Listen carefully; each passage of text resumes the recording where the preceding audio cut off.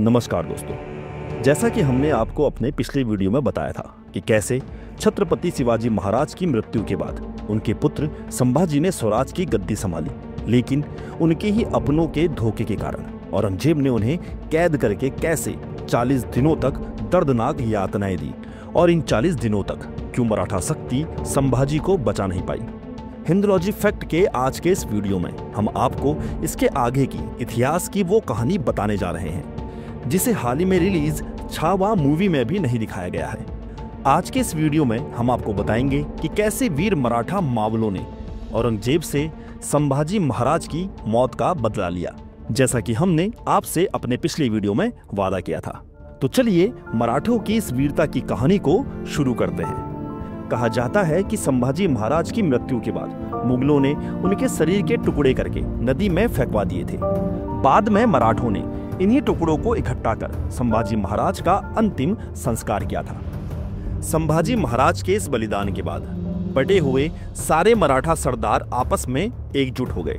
संभाजी की मौत मराठों के लिए एक बहुत गहरा आघात था।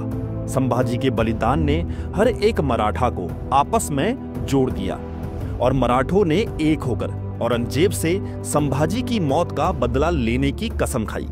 संभाजी महाराज की मृत्यु के बाद 12 मार्च 1689 को उनके छोटे भाई छत्रपति राजा राम ने मराठा साम्राज्य की गद्दी संभाली।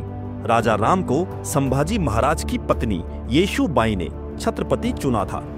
राजा राम संभाजी महाराज की सौतेली मां सोयराबाई के बेटे थे। कहीं ना कहीं संभाजी महाराज को भी ये पता था कि वह स्वराज की जो लड़ाई लड़ रहे हैं उसमें उन्हें अपना बलिदान भी देना पड़ सकता है। इसीलिए वो संगमेश्वर जाने से पहले राजा राम को रायगढ़ के किले पर तैनात करके गए थे। राजा राम के छत्रपति बनने के मात्र 13 दिन बाद यानी 25 मार्च 1689 को मुगल सेना ने रायगढ़ के किले पर हमला कर दिया। मुगलों का ये हमला मराठों के लिए एक भयानक खतरा बन सकता था, लेकिन यहाँ पर संभाजी महाराज की पत्नी महारानी येशुबाई ने अपनी सूझबूझ से एक बहुत बड़ा निर्णय लिया। मुगलों का हमला होते ही येशुबाई ने राजा राम को रायगढ़ से जाने का आदेश दे दिया और स्वयं रायगढ़ के किले की सुरक्षा में तैनात हो गई। महारानी येशुबाई भी जानती थी कि संभाजी महाराज के बाद अभी अभी मराठों को उनका नया छत्रपति मिला है। अगर इस स्थिति में राजा राम को भी मुगलों ने कैद कर लिया तो मराठा साम्राज्य पर औरंगजेब का अधिकार हो जाएगा और स्वराज का सपना हमेशा के लिए अधूरा ही रह जाएगा। महारानी येशुबाई ने अपनी वीरता का परिचय देते हुए 8 महीनों तक रायगढ़ के किले को मुगलों से सुरक्षित रखा, लेकिन किले की रक्षा में तैनात एक मराठा सरदार सूर्याजी पिसल मुगलों से जा मिले, जिसके बाद महारानी येशुबाई और संभाजी राजे के पुत्र साहूजी राजे को मुगलों ने अपने कैद में ले लिया।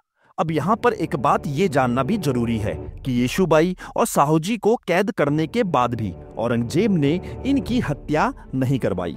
अब आप ये सोच रहे होंगे कि आखिर क्यों औरंगजेब ने इन्हें कैद में जीवित रखा। आखिर क्या कारण था कि गद्दी के लिए अपने पिता शाहजहां, सगे भाइयों और बेटे तक की हत्या कर देने वाला क्रूर और अत्याचारी औरंगजेब येशुबाई और साहूजी महाराज के लिए इतना दयालु हो गया। दरअसल दोस्तों, येशुबाई और साहूजी महाराज की हत्या ना करने के पीछे औरंगजेब की ये चाल थी कि वो मराठों को कंट्रोल कर सके।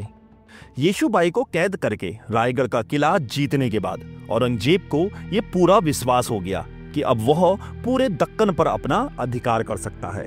लेकिन दूसरी तरफ संभाजी की मौत से गुस्साए सारे मराठा एकजुट हो चुके थे, जो औरंगजेब से संभाजी की मौत का बदला लेने के लिए पूरी तरह से तैयार बैठे थे।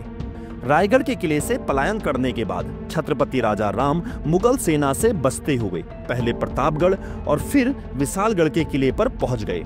मुगल सेनापति जुल्फिकार खान के नेतृत्व में मुगल फौज भी लगातार राजा राम का पीछा कर रही थी। इसी दौरान जुल्फिकार खान ने पनहाला के किले को भी जीत लिया। इस किले को जीतने के बाद जुल्फिकार खान ने छत्रपति राजा राम को पकड़ने के लिए विशालगढ़ के किले पर हमला कर दिया। लेकिन इस हमले से पहले ही छत्रपति राजा राम इस किले को भी छोड़ चुके थे। अंत में राजा राम तमिलनाडु के जिंजी किले पर पहुंचते हैं और वहां अपनी राजधानी बसाते हैं। जिंजी को अपनी राजधानी बनाने के बाद छत्रपति राजा राम ने यहीं से मुगलों के खिलाफ अभियान शुरू कर दिया। यहीं से संभाजी महाराज की मृत्यु के बाद कमजोर पड़ी मराठा शक्ति दोबारा से उठ खड़ी हुई। अब मराठा शक्ति का नेतृत्व करने के लिए दो सूरवीर मावले आगे आते हैं, संताजी घोरपड़े और धनाजी जाधव। संताजी घोरपड़े वही मराठा योद्धा थे जिन्हें संगमेश्वर की लड़ाई के समय संभाजी महाराज ने वापस रायगढ़ भेज दिया था। अगर आपने छावा मूवी देखी है तो आपने ये सीन भी जरूर देखा होगा। संताजी घोरपड़े शिवाजी महाराज के समय ही मराठा सेना में शामिल हो गए थे और संभाजी राजे के समय मराठा सेना के कमांडर बने थे। यही संताजी घोरपड़े छत्रपति राजा राम के समय भी मराठा सेना के सेनापति बने। जुल्फिकार खान के नेतृत्व में छत्रपति राजा राम को पकड़ने के लिए मुगल सेना तमिलनाडु के जिंजी किले की ओर बढ़ रही थी, जिसे छत्रपति राजा राम ने अपनी राजधानी बनाया था। लेकिन बीच रास्ते में ही संताजी घोरपड़े और धनाजी जाधव ने मुगल सेना को रोक दिया। अब मराठों ने मुगलों को हराने के लिए एक योजना बनाई।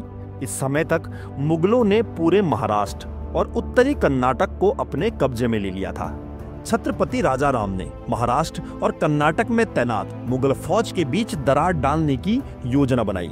इस योजना के तहत संताजी और धनाजी ने पूर्व से मुगल फौज पर हमला कर दिया। बाकी मराठा सरदारों ने महाराष्ट्र के अंदर मुगल फौज को उलझा कर रखा। मराठों की इस योजना ने महाराष्ट्र और कर्नाटक में दो भागों में बटी मुगल फौज के बीच के संपर्क को तोड़ दिया, जिससे दोनों भागों की मुगल फौज के बीच कोई भी संबंध नहीं रह सका। इससे मुगल सेना कमजोर पड़ गई। मराठों ने न केवल जमीन में ही बल्कि समुद्र में भी मुगलों की सप्लाई चेन को तोड़ दिया। दरअसल मुगल गुजरात के सूरत बंदरगाह से समुद्र के रास्ते दक्षिण में राशन पानी और हथियार सप्लाई करते थे। मराठा नौसेना ने मुगलों के जहाजी बेड़ों पर हमला कर समुद्र में भी उन्हें कमजोर कर डाला।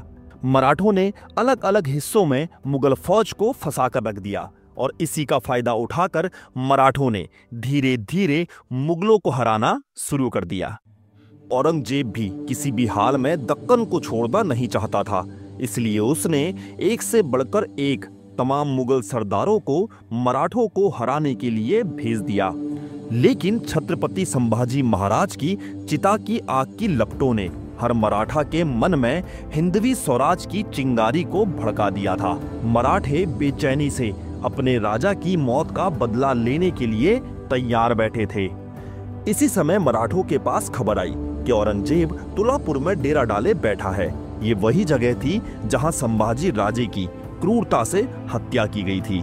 ये खबर मिलते ही वीर मराठा संताजी घोरपड़े ने 2000 मराठा सैनिकों के साथ अगस्त 1689 में जय भवानी और शिवाजी महाराज का उद्घोष कर औरंगजेब पर हमला कर दिया।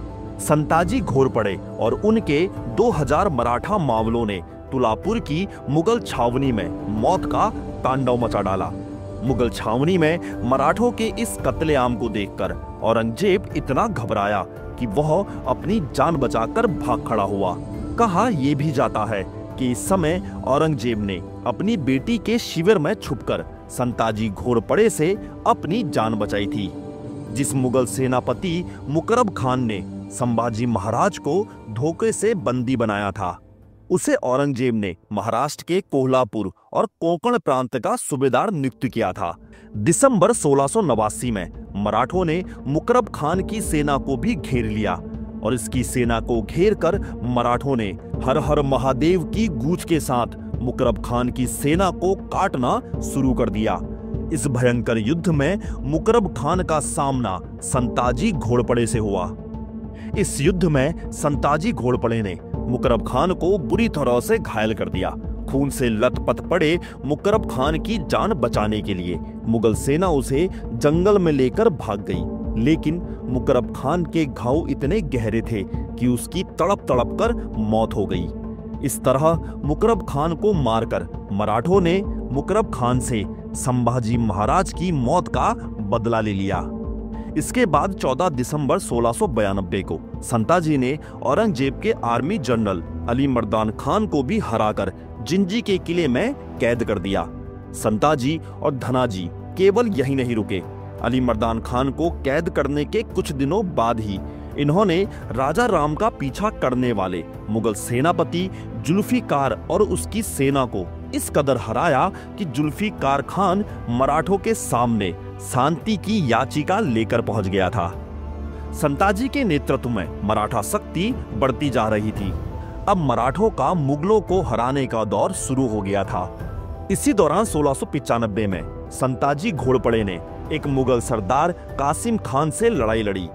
इस समय तक संताजी का खौफ हर एक मुगल के दिल में बैठ चुका था।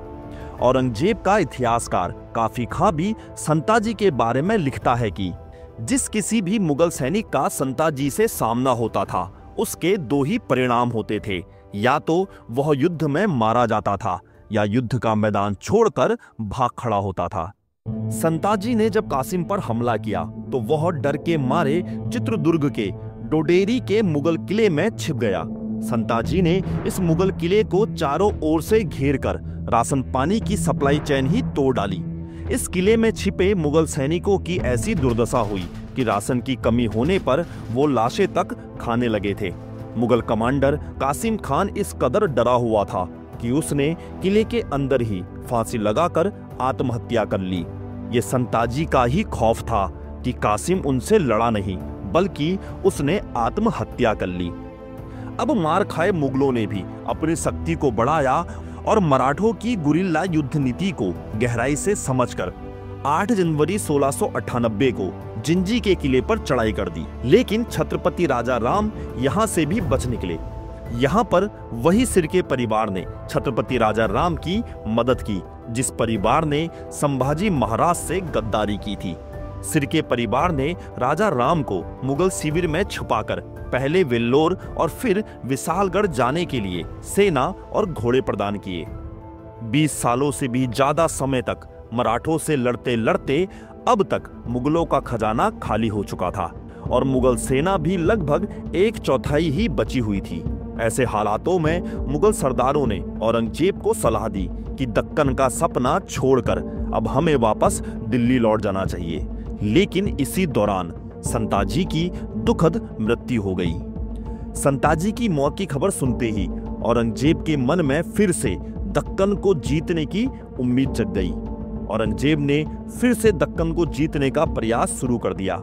संताजी की मृत्यु के बाद छत्रपति राजा राम ने भी धनाजी जाधव को अपना सेनापति नियुक्त किया और मराठा सेना को 3 हिस्सों में बांटकर मुगलों पर हमला कर दिया। धनाजी के नेतृत्व में मराठा सेना ने पुणे, नासिक और पन्हाला को दोबारा जीत लिया। लेकिन इसी बीच साल 1700 में बीमारी के चलते सिंहगढ़ किले में छत्रपति राजा राम की भी मृत्यु हो गई। अब समस्या ये थी कि कौन मराठों का नया छत्रपति बनेगा, क्योंकि संभाजी के पुत्र साहू जी मुगलों के कैद में थे और राजा राम के पुत्र शिवाजी द्वितीय मात्र 4 साल के थे। ऐसे में मराठों की कमान संभालती हैं एक पराक्रमी और बुद्धिमान महिला ताराबाई। महारानी ताराबाई छत्रपति राजा राम की पत्नी थी। ताराबाई ने अपने पुत्र शिवाजी द्वितीय को छत्रपति घोषित किया और स्वयं राजमाता के पद पर बैठकर मराठा शासन को आगे बढ़ाया। मराठा शक्ति का शासन एक औरत के हाथों में देखकर औरंगजेब काफी उत्साहित हुआ और अपने सरदारों के बार बार समझाने के बाद भी वापस दिल्ली ना लौटकर दक्कन पर दोबारा हमला करने की योजना बनाई। दूसरी तरफ ताराबाई ने भी अपनी सूझबूझ के साथ थकी हारी मुगल सेना को हराकर 1706 तक कई मुगल क्षेत्रों पर अपना अधिकार कर लिया। मराठों से मिलती लगातार हार से मुगल फौज और औरंगजेब के हौसले बुरी तरह टूट गए। आखिरकार हार कर साल 1706 में औरंगजेब ने वापस दिल्ली लौटने का फैसला किया। लेकिन अब तक वीर मराठा औरंगजेब और उसकी सेना को इस कदर घेर चुके थे कि औरंगजेब महाराज छोड़कर कभी दिल्ली नहीं लौट पाया और आखिरकार 3 मार्च 1707 को औरंगजेब की मृत्यु हो गई। औरंगजेब ने अपनी जिंदगी के आखिरी 24 साल दक्कन को जीतने में लगा दिए।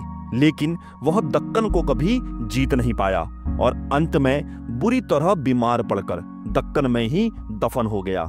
अपने आखिरी दिनों में औरंगजेब ने अपने बेटे आजम शाह को एक खत लिखा था, जिसमें औरंगजेब लिखता है कि मैं अकेला इस दुनिया में आया था और एक अजनबी की तरह इस दुनिया से जाऊंगा।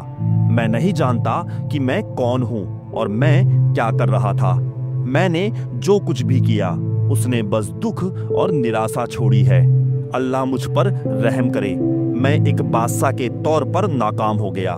मेरा जीवन किसी काम नहीं आया।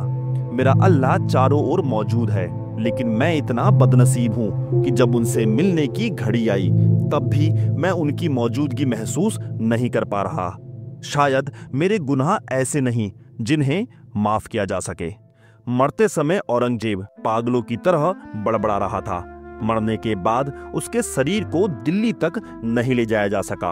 उसके मृत शरीर को उसके बेटे आजम और बेटी जीनतुनिसा महाराष्ट्र के औरंगाबाद यानी आज के संभाजी नगर में खुलदाबाद ले गए और वहीं उसे दफना दिया गया। और इस तरह मराठों ने औरंगजेब से छत्रपति संभाजी महाराज की मौत का बदला ले लिया। तो आपको हिंदुलॉजी फैक्ट का यह रोचक वीडियो कैसा लगा? अगर आपको यह वीडियो पसंद आया तो वीडियो को लाइक, शेयर और चैनल को सब्सक्राइब जरूर कर लीजिएगा।